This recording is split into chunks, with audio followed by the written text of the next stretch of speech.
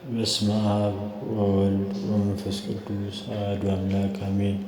አንድ አምላክ በሚሆን በአብ በወልድ በመንፈስ ቅዱስ ስም ሐምሌ 16 በዚች ቀን ቅዱስ አባት ወንጌሉ ዘወርቅ የተባለ ዮሐንስ አረፈ።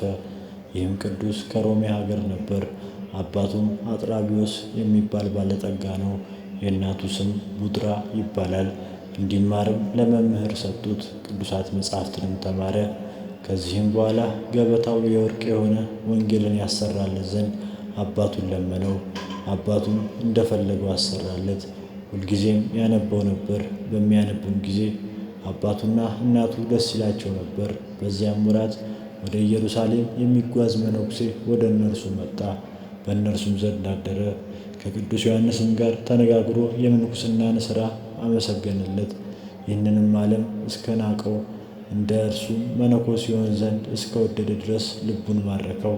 ያን ጊዜም ያ መነኮስ ወደ ኢየሩሳሌም ተጓዘ። ሁለተኛም ተመልሶ እንደ ልማዱ በእነርሱ ዘንድ አደረ። ቅዱስ ዮሐንስም መነኩሴውን ወደ ገዳም ይወስደው ዘንድ ፈለገ። መነኩሴውም አባትህን እፈራዋለሁ፣ ልወስድህ አይቻለኝም አለው። ቅዱስ ዮሐንስም ከእርሱ ጋር እንዲወስደውና ነፍሱን እንዲያድን አማለው። ከዚህም በኋላ በስውር ወሰደው። በመርከብም ተጭነው ያ መነኮስ ወደሚኖርበት ገዳም ደረሱ። የገዳሙም አበምኔት የወጣቱን የዮሐንስ መልኩን አይቶ አደነቀ። ቅዱስ ዮሐንስንም የምንኩስና ልብስ ያለብሰው ዘንድ አበምኔቱን ለመነው። አበምኔቱም ልጄ ሆይ የምንኩስና ሕግ ጭንቅ ናት እኮ አለው። አብዝቶም ባለመነው ጊዜ ግድ ባለውም ጊዜ ራሱን ላጭቶ አመነኮሰው። ከዚህም በኋላ ከጾም ከትጋትና ከሐዘንም የተነሳ ሥጋው ደርቆ አጥንቶቹ እስከሚታዩ ድረስ በብዙ ተጋድሎ ተጠመደ። አበምኔቱም ልጄ ሆይ ለሰውነትህ እዘን፣ ድካምህንም ቀንስ፣ መነኮሳቱም ሁሉ እንደሚሰሩት ሥራ እያለ ያጽናናው ይመክረውም ነበር። በዚህም ተጋድሎ 7 ዓመት በሆነው ጊዜ ከእነርሱ በረከትን ትቀበል ዘንድ ከመሞትህ በፊት ወደ አባትህ እናትህ ሂድ የሚል ራእይን አየ። ይህንንም ራእይ በ3 ሌሊቶች ውስጥ አየ። ለአበምኔቱም እንዴት እንዳየ ነገረው። አበምኔቱም ይህ ራእይ ከእግዚአብሔር ዘንድ ስለሆነ ልትሄድ ይገባሃልን አለው። ከገዳሙ በወጣ ጊዜ አንድ ምስኪን ሰው ጨርቅ ለብሶ አገኘ። የእርሱንም ልብስ ሰጥቶ ጨርቁን ወሰደ።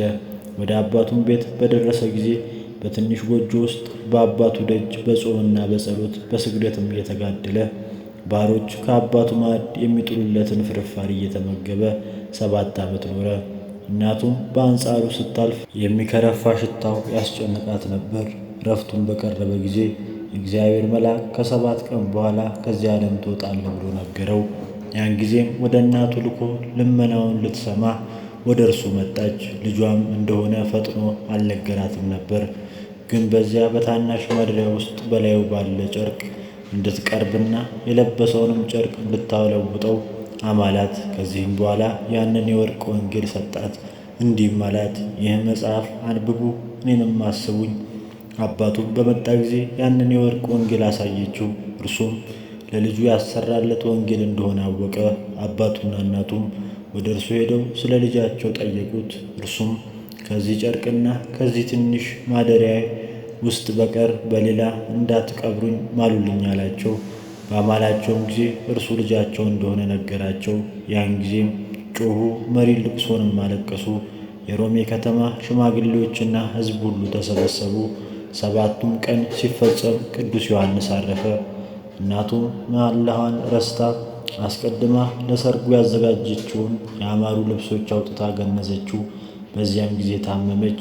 አባቱ ግን መሐላውን አስታውሶ እነዛን ያማሩ ልብሶች አስወገደ፣ በጨርቆቹም ገነዙት። በዚያ በትንሹ ማደሪያም ውስጥ ቀበሩት። ከሥጋውም በሽተኞች የሚፈወሱበት ታላቅ ድነት ተገኘ። ከዚህም በኋላ በስሙ ያማረች ቤተ ክርስቲያንን ሠርተው ሥጋውን በውስጡ አኖሩ። ከእርሱም ታላላቅ ድንቆችና ተአምራቶች ተገለጡ። እግዚአብሔር ምስጋና ይሁን፣ እኛንም በጸሎቱ ይማረን፣ በረከቱ ከእኛ ጋር ትኑር ለዘላለሙ አሜን።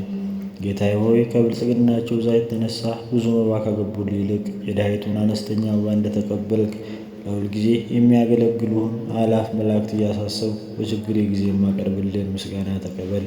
እናንተም ቅዱሳን ነቢያት፣ የወንጌል ሰባኪያን ሐዋርያት፣ ሰማዕታት፣ ጻድቃን፣ ትጉሃን መላእክት፣ ፍጹማን ደናግላን እንዲሁም ደጋጎች መነኮሳቶች ልጅ አዋቂ ሳይለይ የምንሰበሰብበትን የጉባኤ ቦታ ባርኩ። ይህንን መጽሐፍ ወረቀት አዘጋጅቶ ብራና ዳምጦ የጻፈውንና ያጻፈውን ከግዕዝ ወደ አማርኛ የተረጎመውን ቃለ ንባቡን በእርጋታ መንፈስና በተመስጦ ሕሊና ያዳመጠ በደለኛን ሁሉ የምታስምር የጌታ እናቱ በማርያም ጸሎት ኢየሱስ ክርስቶስ በአንድነት ይማረን። ኢየሱስ ክርስቶስ በአንድነት ይማረን። ኢየሱስ ክርስቶስ በአንድነት ይማረን። ወስብሐት ለእግዚአብሔር።